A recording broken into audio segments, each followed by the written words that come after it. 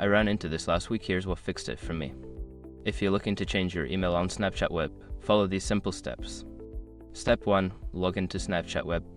Go to the Snapchat Web login page and enter your credentials to access your account. Step 2. Access account settings. Once logged in, click on your profile icon in the top right corner, then select Settings from the drop-down menu. Step 3. Find Email Settings. In the Settings menu, look for the Email section. This is where you can view and edit your current email address. Step 4. Enter new email. Click on the Edit option next to your current email and type in your new email address.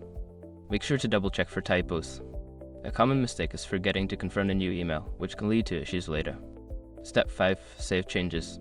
After entering your new email, scroll down and click the Save button to apply the changes.